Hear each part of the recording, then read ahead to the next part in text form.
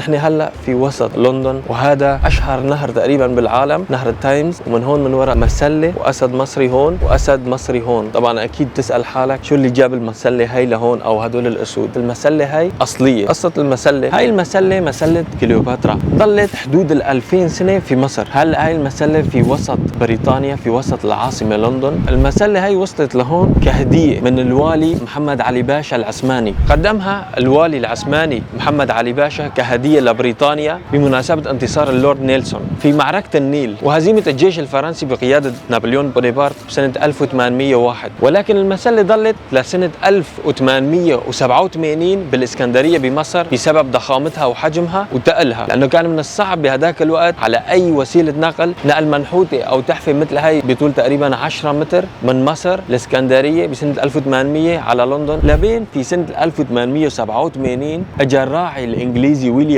جيمس إيرسموس، وهو اللي نقل من الإسكندرية على لندن بمبلغ أكثر من 10,000 جنيه استرليني، وهذا المبلغ في وقتها كان كبير جدا. وصلت المسلة على لندن 1878 للميلاد طبعا، وحطوا بجانبها من كل طرف اليمين واليسار أسدين فرعونيين واثنيناتهم على هيئة أبو الهول. وفي 4 ديسمبر 1917 وخلال الحرب العالمية الأولى انصابت بضرر كثير كبير هاي المسلة بسبب وقوع قنبلة بجنبها بهذا الطرف من المدينة، وخلى عليها آثار كبيرة وحفر فيها، ولكن ما صلحوها، عافوها على حالها مشان تكون أصلية 100%. طبعا المسلة هي ما صار لها شيء، بس تضررت شيء بسيط بسبب الشظايا اللي طلعت من القنبلة. طبعا هي ما المسلة الوحيدة هون، في كمان في وحدة مثلها بساحة الكونكورد في باريس، نفس تقريبا المسلة ونفس طولها ونفس حجمها، صورناها لما كنا في باريس. هدول الأسدين مصنوعين هون، بس المسلة هي الوحيدة الأصلية، ولكن بالفعل المسلة ضخمة جدا وصعب جدا انك تجيبها بأي سفينة. ضلت 80 سنة صعب، يعني أكيد ما كان في أي طريقة لجيبتها لهون. هي طبعا أكيد مستحيل تطلع أقل من 50 أو 100 طن. نهر التايمز هذا هو نفسه اللي بيتسمى بلندن بنهر إيزيس،